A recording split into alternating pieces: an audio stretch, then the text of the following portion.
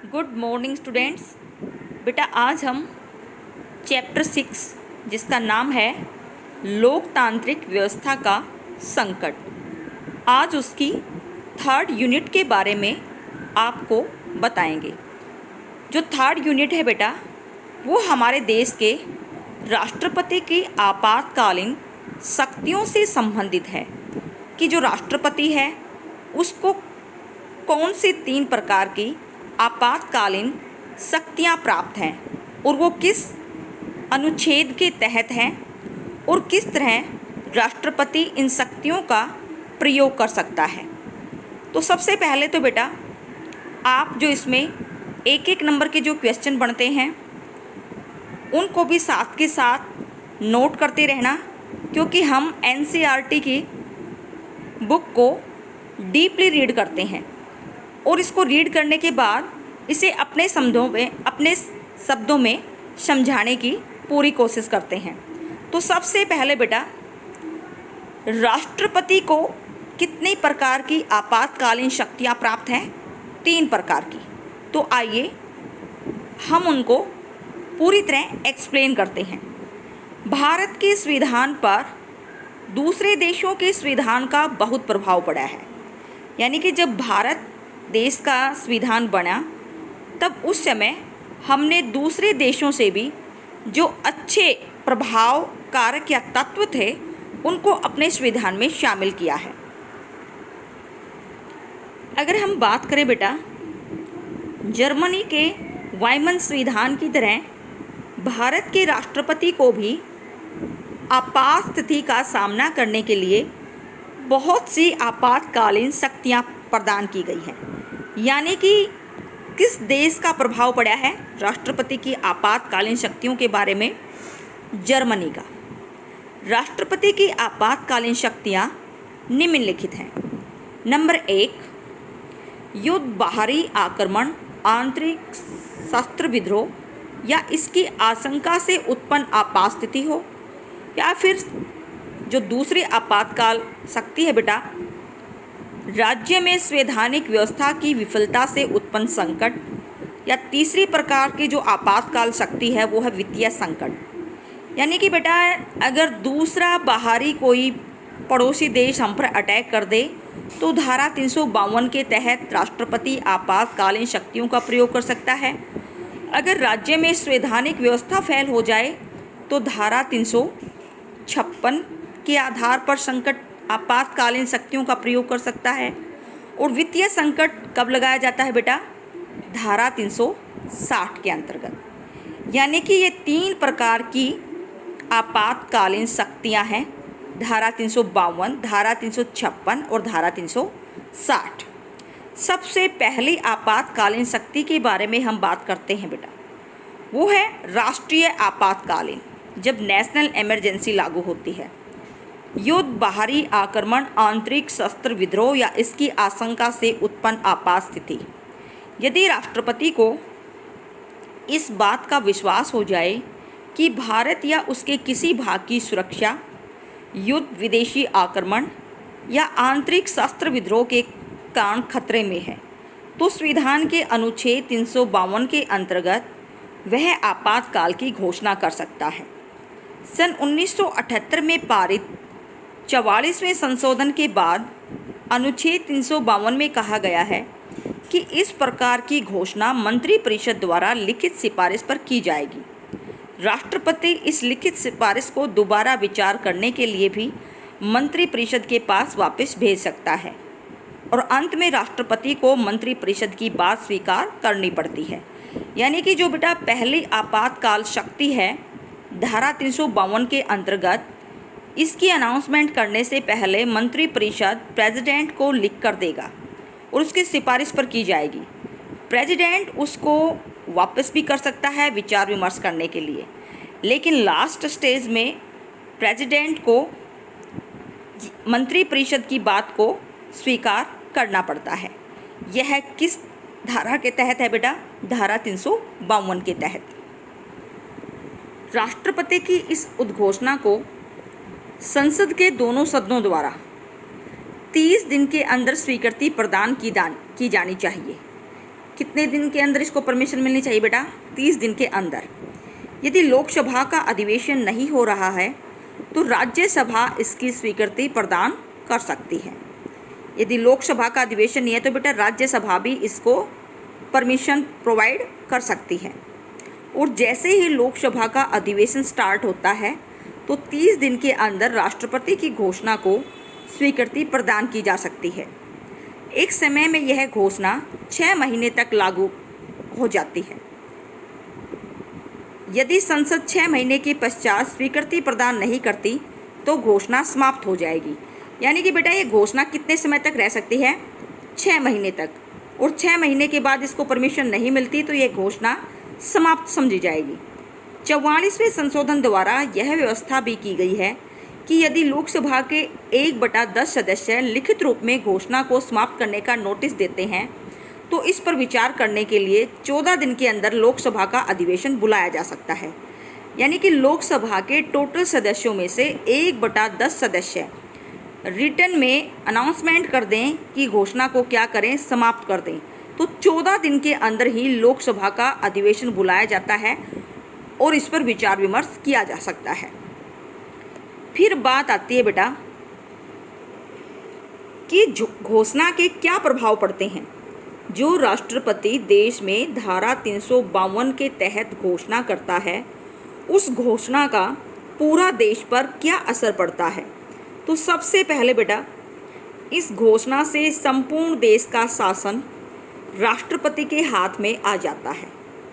यानी धारा 352 लगती है तो राष्ट्रपति के हाथ में संपूर्ण देश का शासन आ जाता है। दूसरी बात क्या है बेटा? दूसरा क्या प्रभाव पड़ता है कि राज्य सूची में दिए गए विषयों पर संसद को कानून बनाने का अधिकार मिल जाता है।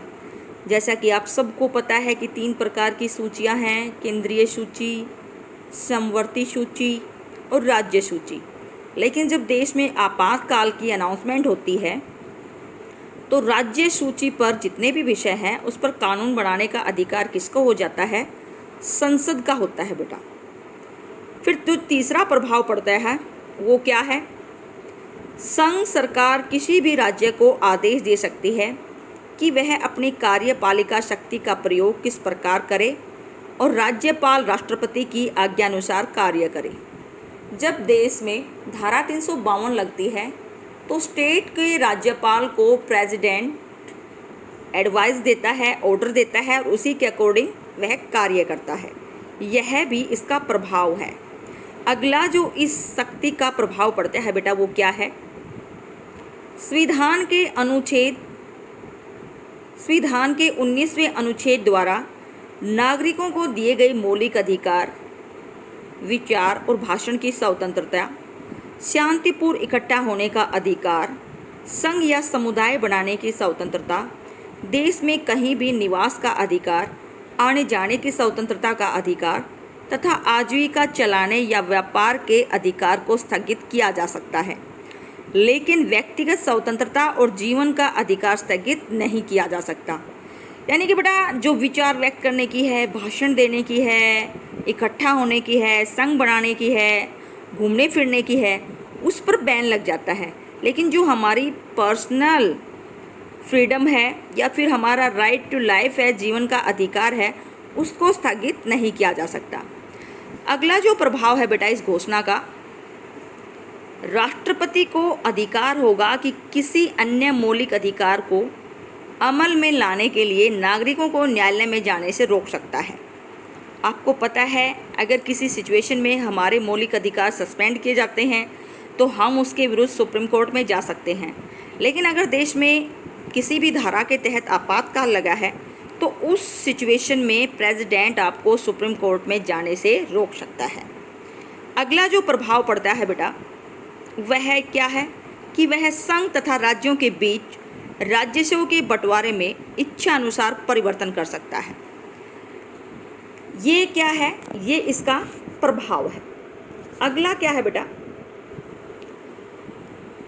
इन सब का परिणाम होता है यह होता है कि राज्यों की आंतरिक स्वायत्तता नष्ट हो जाती है, राज्यों की आंतरिक स्वतंत्रता समाप्त हो जाती है और केंद्रीय सरकार का राज्यों की सरकारों पर कंट्रोल स्थापित हो जाता है। देश में संघात्मक यानी कि जो शक्तियाँ बटी हुई हैं वो एकात्मक सरकार स्थापित हो जाती है कि सारी शक्तियाँ केंद्र में सिमट जाती हैं। युद्ध संबंधी घोषणा पहली बार चीन के आक्रमण 26 अक्टूबर 1962 को लागू की गई थी। युद्ध संबंधी आपातकाल, जब चीन ने भारत पर अटैक किया। पाकिस्तान के 1965 के आक्रमण के कारण यह घोषणा समाप्त नहीं की जा सकी और 1967 के चुनाव के पश्चात 10 जनवरी 1968 को यह घोषणा समाप्त हो गई। यानी कि धारा 352 के तहत आपातकाल 1962 में भी लगाया था, जब चीन ने अपने देश पर अटैक किया था। फिर बात आती है बेटा जो दूसरी धारा है। 3 धाराओं में आपातकाल लगता है। दूसरी धारा का नाम क्या है? राज्यों में संवैधानिक सरकार की विफलता। यह है धारा 356 के तहत लगता है। राज्यपाल द्वारा दी गई सूचना से अथवा किसी और सूत्र से यह विश्वास हो जाए कि राज्य का शासन संविधान के अनुसार नहीं चलाया जा रहा अथवा नहीं चल रहा, तो राष्ट्रपति उस राज्य में अनुच्छेद 356 के तहत संवैधानिक आपात स्थिति की घोषणा करके राष्ट्रपति शासन लागू कर सकता है। कौन सी धारा के तहत? धारा 356 के तहत।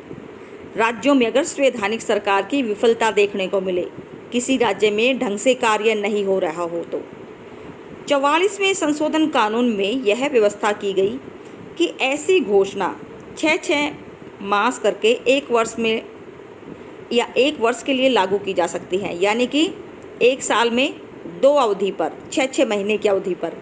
विशेष परिस्थितियों में 3 वर्ष तक इस घोषणा की अवधि को बढ़ाया जा सकता है। इसमें चुनाव आयोग द्वारा चुनाव न करा पाने की स्थिति भी शामिल है। पंजाब में इस कारण से राष्ट्रपति शासन चला आ रहा था। अब तक भारतीय संघ के विभिन्न राज्यों में लगभग 100 से अधिक बार संवैधानिक आपात स्थिति के अंतर्गत राष्ट्रपति शासन लागू किया जा चुका है। यानी कि बेटा राज्यों में जो संवैधानिक सरकार की विफलता है, इस तरह की भी आपातकाल 100 से भी ज़्यादा बार लग चुका है। संवैधानिक व्यवस्था के अंतर्गत जो आपातकाल लागू किया जाता है बेटा धारा 356 के तहत। अब बात आती है उस आपातकाल की घोषणा के क्या प्रभाव पड़ते हैं। तो सबसे पहला तो पड़ता है राष्ट्रपति संबंधित राज्य के प्रशासन को पूर्ण या आंशिक रूप से अपने हाथ में ले लेता है। यानी कि राज्य का पूरा प्रशासन राष्ट्रपति के हाथ में सिमट जाता है और राज्य का मंत्रिमंडल भंग हो जाता है और राज्य के प्रशासनिक कार्यों को वह राज्यपाल या अन्य किसी अधिकारी को सौंप सकता है। और जो राज्य का मंत्रिमंडल होता है बेटा, उसको भी भंग कर दिया जाता है इस आपातकाल घोषणा के द्वारा। और राज्य का प्रशासनिक कार्य राज्यपाल के हाथ में भी जा सकता है या फिर राष्ट्रपति किसी अन्य अधिकारी को भी सौंप सकता है। अगला जो इस घोषणा का प्रभाव पड़ता है बेटा वो क्या है कि राज्य की विधानसभा को भंग या स्थगित करके उसकी शक्तियाँ संसद को दे दी जाती हैं। आपको पता है कि राज्य विधानसभा के पास शक्तियाँ होती हैं राज्य से संबंधित, लेकिन अगर इस तरह की आपातकाल स्थिति लागू हो जाती है प्रेसिडेंट द्वारा, तो राज्य की विधानसभा को भंग कर दिया जाता है और उसकी सारी पावर विधानसभा से हटकर संसद के पास पावर चली जाती है। अगला जो इसका प्रभाव पड़ा है बेटा वो ये है कि इस उद्घोषणा से राज्य के लिए कानून बनाने तथा बजट आदि पारित करने की शक्तियाँ संसद को प्राप्त हो जाती हैं, जिसके बारे में केवल राज्य कानून बना सकता है, राज्य सूची पर राज्य कानून बना सकता है। तो इस घोषणा से वह इन चीज़ों से दूर हो जाता है और सारी पावर संसद के पास चली जाती है। तीसरी जो बेटा शक्ति है वो है वित्तीय आपात शक्ति। वित्तीय आपात शक्ति धारा 360 के तहत। इसको देखिए बेटा, यदि राष्ट्रपति को यह विश्वास हो जाए कि देश की आर्थिक स्थिति अथवा साख को खतरा है, तो संविधान के अनुच्छेद 360 के तहत यह वित्तीय आपात स्थिति की घोषणा कर सकता है। यह घोषणा भी 2 महीने के लिए होती है और इस अवधि में संसद की स्वीकृति लेनी पड़ती है। संसद की स्वीकृति मिल जाने पर यह घोषणा तब तक लागू रहेगी जब तक राष्ट्रपति इसे दूसरी घोषणा द्वारा समाप्त नहीं कर देता। यानी कि बेटा वित्तीय आपात स्थिति 360 के तहत लागू किया जा सकता है और इसका जो प्रभाव पड़ता है वो क्या है? वित्तीय आपात की घोषणा के समय राष्ट्रपति राज्यों और संघ के सभी कर्मचारियों, जिसमें सुप्रीम कोर्ट के जस्टिस, हाई कोर्ट के जस्टिस शामिल हैं, उनके वेतन भत्ते कम किए जा सकते हैं। वैसे बेटा इनके वेतन भत्ते उसी सिचुएशन में कम किए जा सकते हैं जब देश में वित्तीय आपात स्थिति धारा 360 लगाई गई हो। अगला जो प्रभाव पड़ता है, राज्यों के धन विधेयकों को अपनी स्वीकृति के लिए मंगवा सकता है। राज्यों के धन विधेयकों को अपनी स्वीकृति के लिए मंगवा सकता है कौन? राष्ट्रपति। अगला जो प्रभाव है, केंद्र तथा राज्यों की साख को दोबारा स्थापित करने के लिए अन्य कोई भी आवश्यक कदम उठा सकता है जो उसको जरूरी लगे। और राष्ट्रपति राज्यों को ऐसे आदेश भी दे सकता है जो उसकी दृष्टि में वित्तीय साख बनाए रखने के लिए आवश्यक हो। यानी कि वित्त संबंधी कोई भी नज़रिया उसको पेश करना है जो उसके लिए समर्थ है, वो परिवर्तन भी कर सकता है वित्तीय मामलों में। तो वह संघ तथा राज्यों के बीच राजस्व के लिए बंटवारे में आवश्यक परिवर्तन कर सकता है। इस प्रकार की घोषणा अब तक भारत में नहीं की गई है। बेटा इस वीडियो के माध्यम से हमने देश के राष्ट्रपति की 3 आपातकाल शक्तियों के बारे में आपको बताया कि हमारे देश के प्रेसिडेंट के पास 3 आपातकालीन शक्तियां हैं, जिसकी अनाउंसमेंट मंत्रिमंडल के लिखित रूप से देने पर की जाती है। पहली धारा 352 के तहत जब हमारे देश पर कोई विदेशी आक्रमण कर दे, दूसरी धारा 356 के तहत जब राज्य की संवैधानिक व्यवस्था फेल हो जाए, और तीसरी धारा कब लगती है? धारा 360 जब वित्तीय संकट उत्पन्न हो जाए। बेटा आज तक धारा 352 भी लगी है जब 1962 में चीन ने भारत पर अटैक किया, और जो दूसरी है वो क्या है? संवैधानिक यंत्र फेल हो गया। राज्यों में 100 से अधिक बार इस प्रकार का आपातकाल शक्तियाँ लगी हैं, लेकिन वित्तीय आपात स्थिति की सिचुएशन आज तक पैदा नहीं हुई है। यानी कि वित्तीय संकट अब तक भारत में लागू नहीं हुआ है। ये थी बेटा हमारे देश के राष्ट्रपति की आपातकाल शक्तियाँ और उनके प्रभाव।